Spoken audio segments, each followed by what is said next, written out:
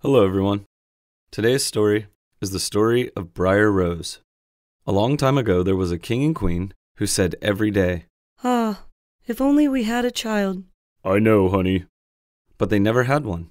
But it happened that once when the queen was bathing, a frog crept out of the water onto the land and said to her, "Your wish shall be fulfilled. Before a year has gone by, you shall have a daughter."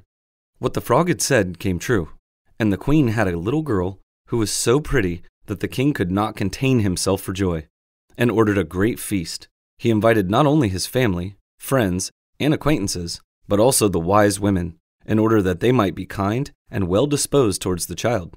There were 13 of them in his kingdom, but as he had only 12 golden plates for them to eat off of, one of them had to be left at home. The feast was held with all manner of splendor, and when it came to an end, the wise women bestowed their magic gifts upon the baby. One gave virtue, another beauty, a third riches, and so on with everything in the world that one can wish for. When 11 of them had made their promises, suddenly the 13th came in.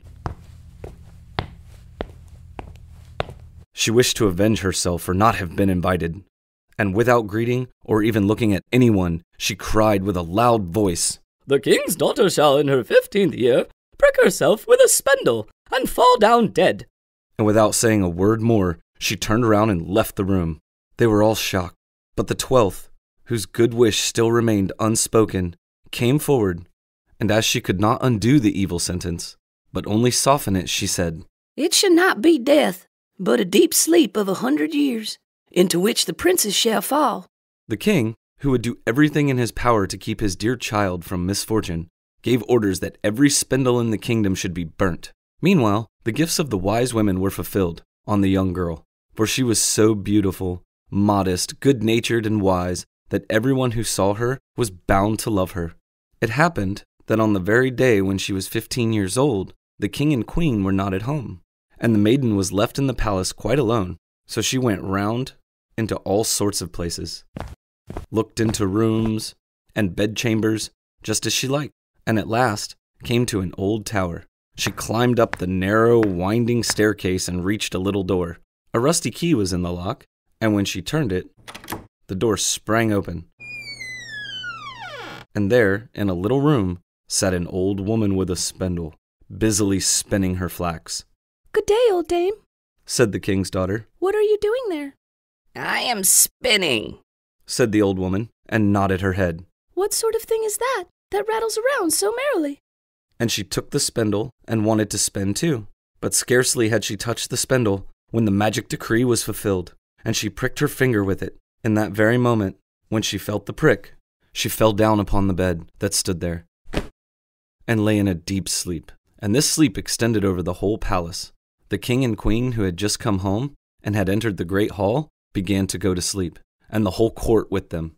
Even the horses went to sleep in the stable, and the dogs in the yard, the pigeons upon the roof, the flies on the wall, even the fire that was flaming on the hearth became quiet and slept.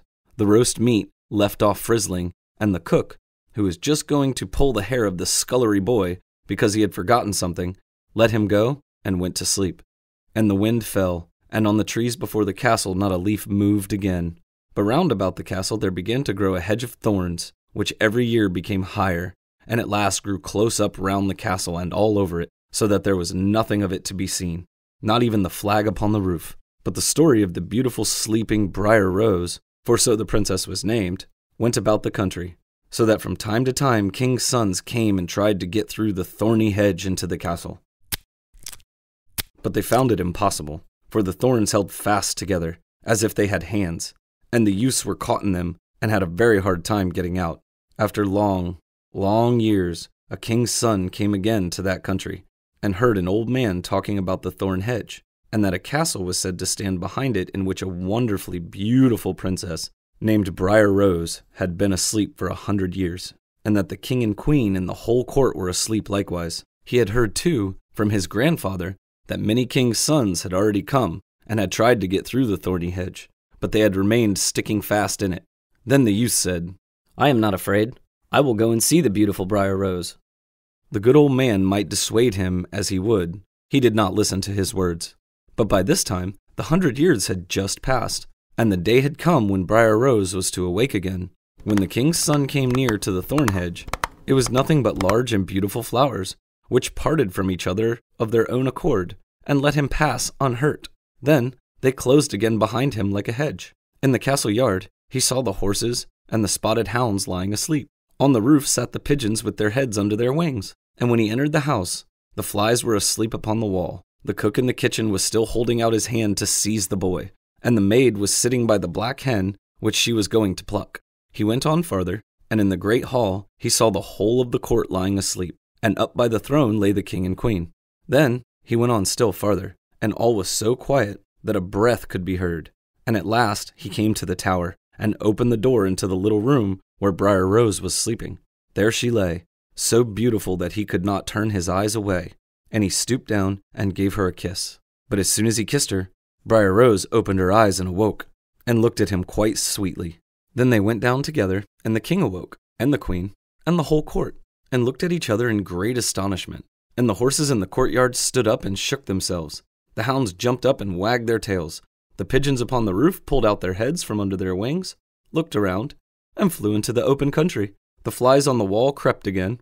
The fire in the kitchen burned up and flickered and cooked the meat. The joint began to turn the frizzle again, and the cook gave the boy such a box on the ear that he screamed, "Ow!"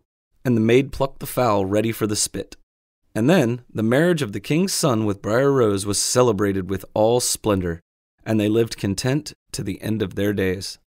Thanks for listening, everyone. If you like the stories, hit the subscribe button, and you'll get a notification when the next story comes out next Friday.